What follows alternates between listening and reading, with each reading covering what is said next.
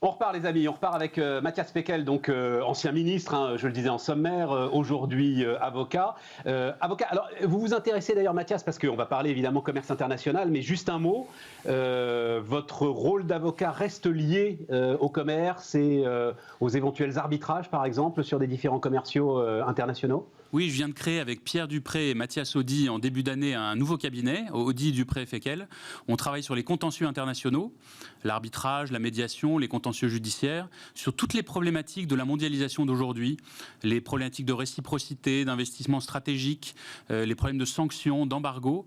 Et donc, d'une certaine manière, c'est une continuité avec ce que je faisais avant, même si maintenant c'est sur le terrain exclusivement juridique. Non, c'est-à-dire que maintenant, vous allez défendre les entreprises contre les décisions à l'emporte-pièce prises par des ministres inconséquents. Voilà. Alors, en l'occurrence, c'est souvent des problématiques qui se passent à l'étranger et qui sont en cause, mais vous avez dans les problématiques de sanctions et d'extraterritorialité du droit, pour le coup, des mesures d'une iniquité pour les entreprises françaises, mais pour les entreprises du monde entier, avec des régimes qui s'appliquent à elles alors qu'ils ne devraient pas s'appliquer, et qui créent des problèmes de distorsion de concurrence, qui créent des problèmes d'absence de réciprocité. Donc le jeu concurrentiel, le jeu économique est faussé par des régimes, en l'occurrence souvent venant des États-Unis, qui posent des problèmes à tous les niveaux des entreprises, que ce soit des petites entreprises, que ce soit des grands groupes. On a des précédents que vous connaissez aussi bien que moi,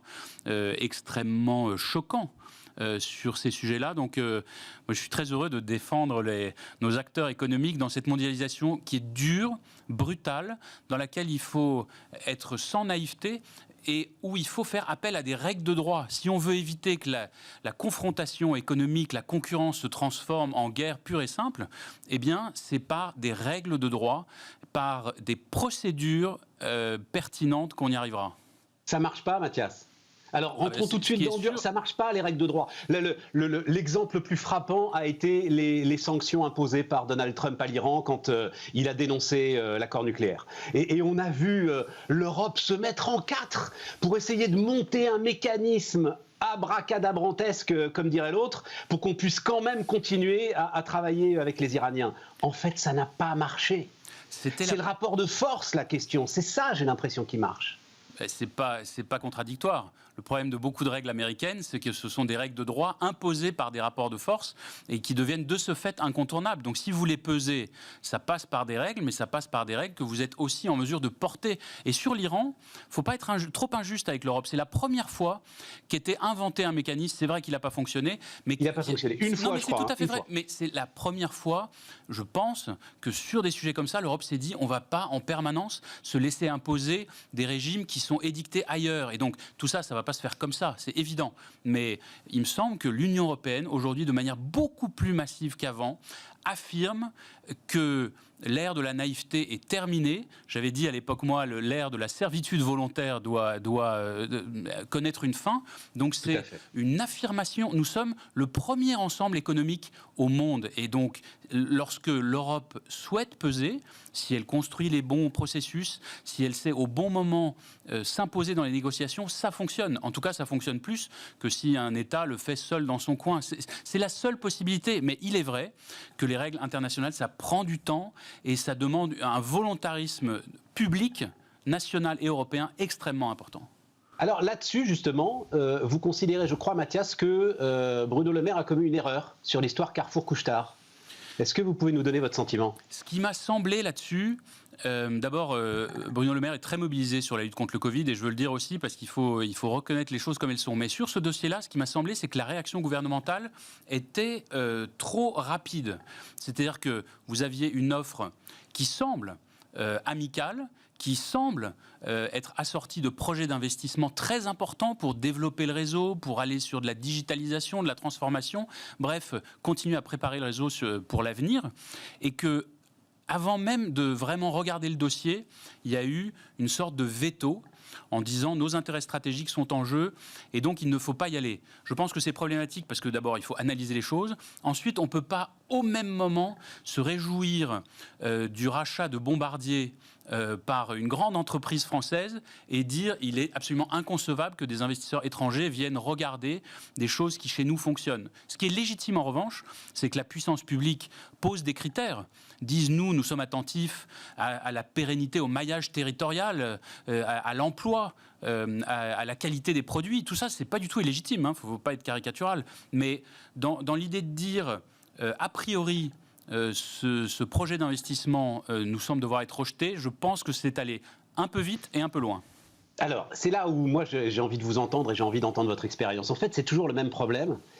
C'est qu'il y a une gestion, on le voit là par exemple avec la faillite sans doute programmée d'ores et déjà d'un important aciériste anglo-indien qui va là encore causer des problèmes à tout un tas de petits sites qu'il avait repris et dont on a longtemps parlé, qui font la chronique économique et politique de l'industrie malheureusement régulièrement. Et j'ai l'impression que cette gestion politique des dossiers économiques, en fait, elle est impossible. Parce qu'il y a trop d'agendas, il y a trop d'éléments contradictoires qui pèsent sur les épaules des ministres et ils ne peuvent pas en fait parler avec franchise. Comment est-ce que vous voyez les choses, Mathias ? Non, moi je ne fais pas de procès en manque de franchise, je pense qu'il y a une volonté de défendre l'intérêt général. C'est-à-dire qu'on a l'impression que Bruno Le Maire, il ne peut pas dire « Bon, écoutez, on va regarder les choses ensemble tranquillement » parce qu'il sait très bien que Carrefour, ça va provoquer un incendie politique. Voilà. Moi, il me semble surtout qu'on a sans doute perdu l'habitude en France d'un volontarisme industriel, et donc il y a des réflexes à acquérir à nouveau. Parce que quand vous regardez ce qui se passe en réalité, y compris aux États-Unis, soi-disant grand pays libéral, en Chine, n'en parlons pas, là vous avez une approche politique des dossiers. Je ne dis pas qu'il faut faire pareil, mais l'idée qu'à un moment donné la puissance publique dise il est parfaitement légitime qu'un investisseur respecte des critères de qualité, respecte des critères environnementaux, sociaux chez nous, ça c'est pas choquant.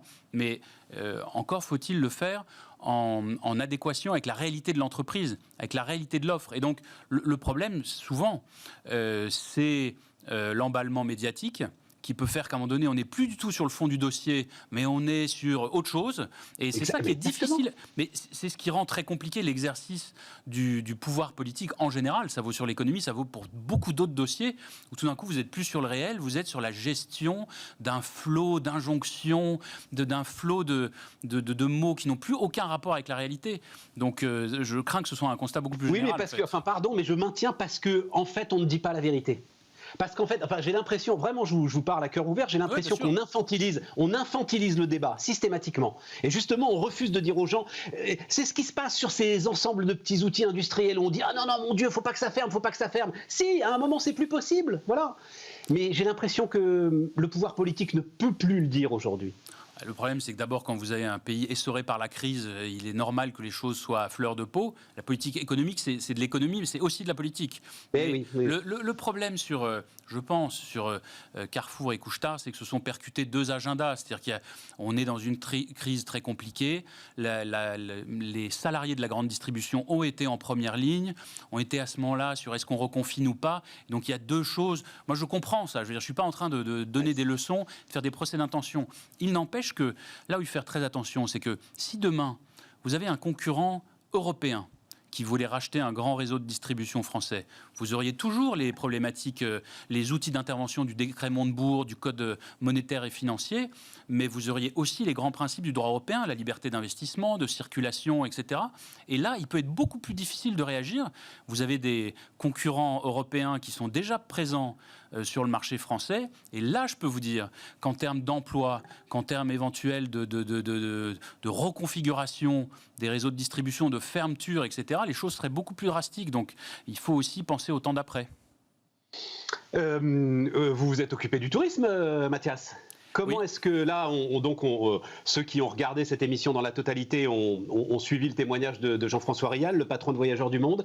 Comment est-ce que vous voyez les choses ? Comment est-ce que vous voyez donc le secteur est sous perfusion, ses capacités de rebond et peut-être d'évolution, un changement fondamental dans l'offre ? Comment est-ce que vous voyez ça ? D'abord, c'est très bien d'écouter Jean-François Rial parce que c'est un grand professionnel. Ah, je dois avouer qu'il m'a bluffé. Je l'aime beaucoup, donc je vais le dire comme ça. Moi aussi. Non, mais c'est un grand professionnel et qui a toujours à la fois la capacité à mener des projets économiques et puis l'intérêt général en tête. Donc c'est formidable et c'est un grand personnage. d'abord, la crise est massive dans le secteur et donc là, j'enfonce des portes ouvertes. Quand tout s'arrête, que plus personne ne peut voyager, c'est sûr que c'est compliqué. Le tourisme domestique avait un peu compensé dans le courant de l'année dernière la déflagration de cette pandémie. On est dans une situation exceptionnelle qui n'empêche pas les projets. Jean-François Arial en a certainement fait état. Tout à fait. Moi, il me semble qu'en fait, ça va accélérer des mutations dans l'offre touristique française qui étaient déjà en cours, qui au final seront positives, mais qui se font aujourd'hui dans un contexte très douloureux pour ceux qui travaillent dans le tourisme, c'est-à-dire la construction d'une offre qui monte en gamme en permanence, qui va sur l'authenticité, qui va sur le tourisme durable, sur le tourisme patrimonial, culturel, sur le tourisme brassicole, le no-tourisme, tout ce qui fait la diversité, la richesse de la France, qui est la première destination touristique au monde. Et donc, toutes ces mutations qui sont en cours, elles ne vont pas s'arrêter. Simplement, là, il y a une sorte de période quand même d'une très grande violence, avec la fermeture pure et simple de beaucoup d'endroits, et puis avec la disparition des touristes, il faut bien le dire. Alors, j'avais aussi envie qu'on parle ensemble du fait de... Vous êtes né en Allemagne, hein, Mathias, oui. Du couple franco-allemand dont on ne parle plus du tout, mais là, on n'aura pas le temps, on n'aura pas assez de temps. Donc, je vous réinviterai avec grand plaisir, et puis on reparlera de ça et on parlera de l'Europe. Revenons sur le commerce international. Est-ce que là, on a l'impression qu'avec Biden, il y a peut-être un nouveau ton? On a vu donc la suspension des sanctions qui touchaient pour l'instant le seul différend Airbus-Boeing. Est-ce que vous croyez qu'il peut y avoir là-dessus une sorte d'assouplissement? Pour préciser ma question, il est très agressif toujours avec la Chine, moins avec l'Europe, comme si on avait une nouvelle alliance à jouer ensemble là. Comment est-ce que vous voyez les choses? Il y a de l'assouplissement aussi un peu sur les vins, les spiritueux, qui étaient aussi très, très impactés. C'est ça, c'est dans le cadre d'Airbus Boeing. Absolument. Et donc il y a une baisse de tension. La question, à mon avis, vous parliez de changement de ton, c'est est-ce que le changement de ton se traduit par un changement de fond? Et au-delà du jeu de mots un peu facile, non, il est très bien. On sait très bien que les États-Unis poursuivent leurs intérêts avec persévérance, avec beaucoup d'agressivité. Moi, j'étais au commerce extérieur lorsque c'était encore l'administration d'avant Trump, c'est-à-dire l'administration Obama qui était là. Les choses étaient toujours très courtoises et toujours très respectueuses sur la forme, mais elles étaient déjà dures sur le fond. Et un certain nombre de sanctions les plus dures qui ont été prises contre des entreprises européennes, notamment dans le secteur financier, n'étaient pas sous l'administration Trump. Donc il ne s'agit pas de dire que Trump n'a pas brutalisé les choses, n'a pas tendu les relations internationales à l'extrême, évidemment. Mais ce qui est très important, c'est que si on veut un nouveau partenariat, il faut être un partenaire qui est en mesure de parler d'égal à égal. C'est ça l'enjeu. Évidemment qu'on veut un partenariat avec les États-Unis, qui sont le plus ancien allié de la France. Mais pour faire cela, il faut que notre pays, et en particulier l'Union européenne, se hisse au bon niveau. Moi, j'ai le sentiment que c'est en cours et que la Commission européenne est plutôt sur cette ligne-là, c'est-à-dire de construire un agenda dans lequel les intérêts européens sont clairement identifiés, qui n'est plus sur l'idée de dire « nous, on va respecter toutes les règles de droit international, même si on se fait marcher dessus, mais on va exiger de la réciprocité. On veut remettre le droit international à l'honneur, mais on souhaite que ça se fasse avec tous les partenaires autour de la table. » Et donc c'est ça le grand défi, c'est que l'Europe amène finalement le président américain non pas seulement à exercer un leadership plus bienveillant avec les autres, mais au contraire à devoir tenir compte de nos exigences, de nos intérêts et de nos valeurs. Je pense que c'est dans les mois qui viennent en réalité, dans les contacts qui seront pris, dans la qualité des échanges qui auront lieu, que se joueront les années à venir. Et c'est l'Europe qui a la clé en réalité. Ouais. Bon, et donc ce qui nous permettra de revenir, ça fera une très bonne occasion de se reparler, et ça nous permettra de revenir sur le couple franco-allemand qui restera sans doute un des moteurs très très importants de notre capacité de rebond. Merci beaucoup Mathias Peckel, et puis donc à bientôt sur Bismart. À bientôt.